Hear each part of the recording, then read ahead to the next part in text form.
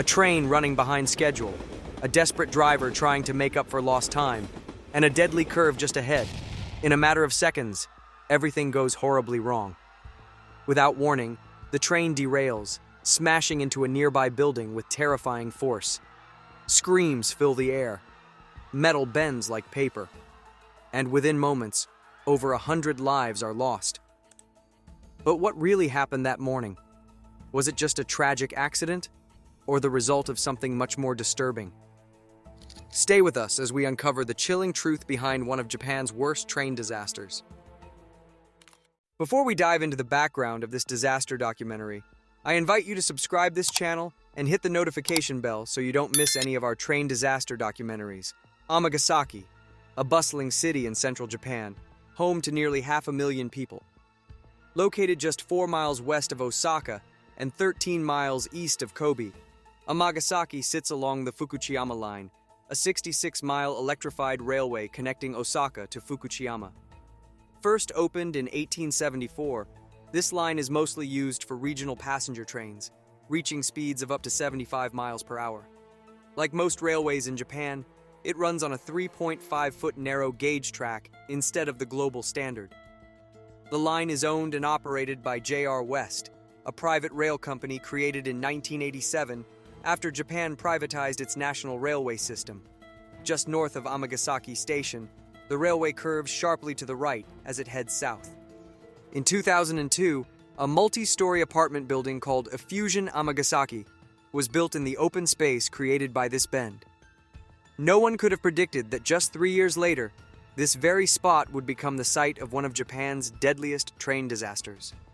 The train involved in this crash was 5418 AE, a busy commuter service traveling south through Amagasaki, heading from Takarazuka to Doshisha-mai. On April 25, 2005, it was operated by a JR West Series 207. The train, made up of 7 cars, each end car could hold 150 passengers, while middle cars carried even more. That morning, 5418M was running as a rapid service with fewer stops. On board were approximately 660 passengers. April 25th, 2005. Train 5418M speeds south toward Amagasaki at 75 miles per hour. At the controls is 23-year-old Ryujiro Takami. As the train passes Tsukaguchi Station, just half a mile from the crash site, it's already running 60 seconds behind schedule. In Japan, where train schedules are followed with near-perfect precision, even a small delay can create a ripple effect across the network. JR West prided itself on strict punctuality. Commuters relied on precise train transfers, often stepping off one train just as another arrived. The schedule allowed for only 28 seconds of delay on this 15-minute journey, but now was already more than twice that limit, and Takami knew he had to make up for lost time. 9:18 a.m. Train races under the Meishin Expressway. Survivors later recall a feeling of unease, sensing the train was moving faster than usual. Just seconds later, as it approaches a long right-hand turn, only 328 feet beyond the overpass, disaster strikes. The train, traveling at 72 miles per hour, is far over the 43-mile-per-hour speed limit for the curve. Physics take over. The lead car tilts sharply to the left before jumping off the rails. In a split second, the front wheels slam into an overhead support pole, slicing it in half as the train crashes off the tracks. In an instant, the train slams into the adjacent apartment building. The lead car crashes through a concrete wall, crushing parked cars before plowing straight into a garage. The second car jackknifes violently, twisting sideways as the third and fourth cars slam into it, crushing everything inside. Meanwhile, the last 3 cars remain mostly upright, barely escaping the destruction before grinding to a stop. For the passengers in the front 2 cars, there is no chance of survival.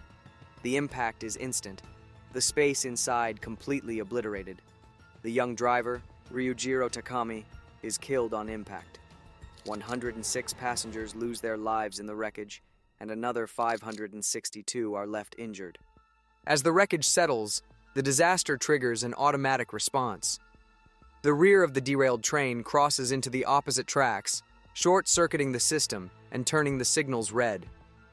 At the same time, a nearby resident, who witnessed the crash, rushes to a level crossing and hits the emergency stop button. These actions combine to halt an oncoming train just in time, stopping it a mere 165 feet from the wreckage, preventing a second catastrophe. The people who live nearby are the first to arrive. They quickly help by pulling survivors out of the wreck before emergency teams get there a few minutes later. As the rescuers check the damage, they become confused. The second train car is so badly crushed that they think it is the front of the train. Later, they realize the first car was completely buried inside the apartment building. It was destroyed so badly that no one could recognize it. Sadly, no one inside that car survived. In the chaos following the crash, emergency services quickly become overwhelmed. Ambulances fill up fast, forcing police cars, private vehicles, and even flatbed trucks to transport survivors to hospitals. The scale of the disaster is unlike anything the city has ever seen. The wreckage is too dangerous to move, so the Japanese Self-Defense Force is called to help. However, fuel is leaking from crushed cars in the apartment garage, making it too risky to use cutting tools because they could start a fire. This limits what the team can do, and soon they have to leave the site. Even so, more than 1,000 rescuers keep working non-stop, hoping to find survivors. But just as rescue efforts reach their peak, a shocking scandal unfolds. A hospital in Osaka, owned by J.R. West, refuses to treat any survivors. At first, they claim it's too far from the crash site. But when people point out that even farther hospitals are helping, they change their reason. They say they are not an emergency hospital. This decision angers many people and raises serious questions about J.R. West's actions during the disaster. Right after the crash, investigators rush to find out what happened. One early idea is that the train went off the tracks after hitting a car. This theory seems possible when rescuers discover the smashed remains of a vehicle trapped between the front of the train and the garage wall. But this theory quickly falls apart. A resident of the apartment building comes forward, identifying the wreckage as his own car. Investigators now understand the terrible truth. The train had already derailed before hitting the parked car. It dragged the car across the garage as it crashed into the building. The real cause of the accident is still unknown. As investigators try to understand what led to the crash, a worrying pattern appears. Testimonies from survivors, checks on the train, and journey data all reveal one key problem. The train was going too fast for the curve. But how did this happen? A serious flaw in the control system is discovered. In this part of the track, trains are only stopped if they run a red signal, not if they are speeding. This means that even though Takami was going dangerously fast, nothing was in place to slow him down or stop the train. Records show that just 25 minutes before the crash, Takami had already made a big mistake. He ran a red signal at low speed, causing an emergency stop. He then had to reverse back to the platform, which wasted time. Then, only 4 minutes before the derailment, he overshot his stop at a Tommy station and had to back up again. These two mistakes cost him about 90 seconds, a delay that, under J.R. West's strict rules, could lead to serious punishment. Data from the train's black box, located in the rear car with better technology than the front, also shows uneven braking throughout the trip. It is now clear Takami was under intense pressure, trying to make up for lost time. But in doing so, he pushed the train too far, leading to disaster. As investigators dig deeper, a disturbing truth begins to surface. Takami wasn't just trying to make up for lost time. He was likely terrified of the consequences of being late. 10 months before the crash, he had made a serious mistake, overshooting a platform by 328 feet. His punishment? A harsh system called Nikken Kyoiku, or day shift education. Officially, it was retraining, but in reality, it was mental torture. J.R. West had strict and harsh punishments for mistakes, Employees could face pay cuts, be forced to do embarrassing tasks like cutting grass or scrubbing floors, and even be publicly shamed. Some train drivers had to sit in the middle of the shift room where everyone could see them, copying company rules by hand for days. They weren't allowed to leave without permission, not even to use the restroom, which they might be ordered to clean. For Takami, the thought of going through this again may have been too much.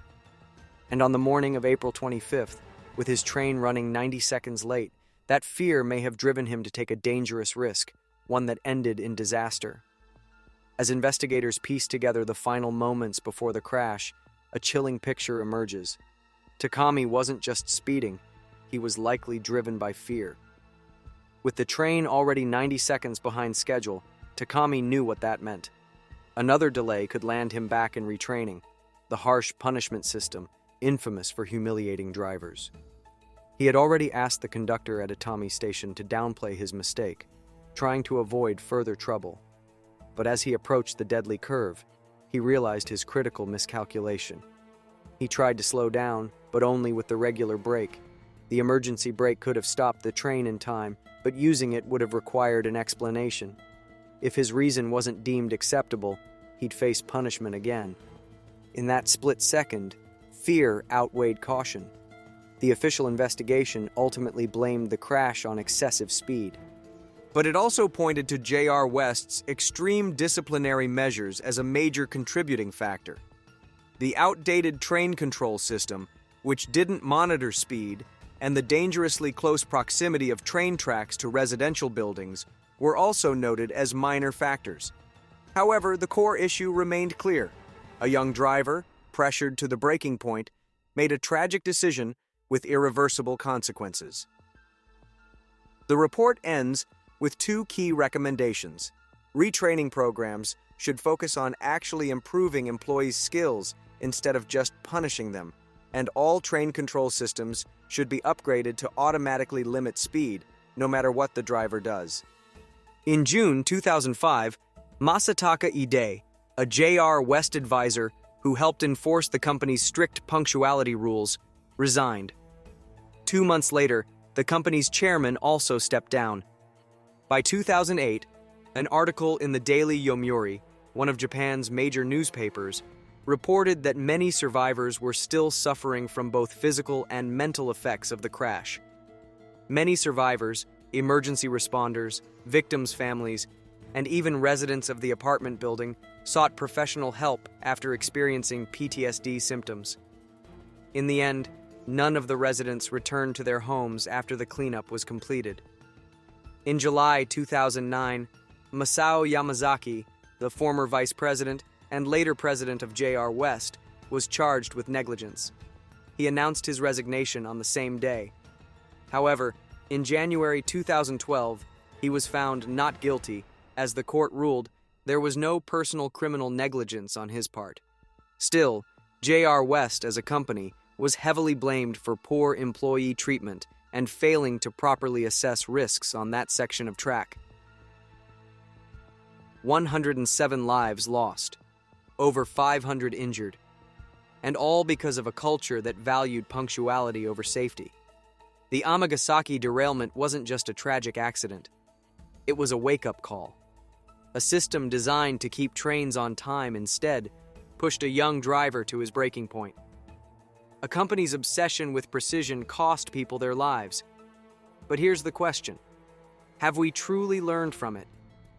Even today, industries around the world push employees to their limits, prioritizing efficiency over well-being. And when the pressure becomes too much, it's not just numbers on a spreadsheet that suffer, it's real people. So, what do you think? Should companies be held more accountable for the stress they put on workers? Could a disaster like this still happen today? Let us know your thoughts in the comments below.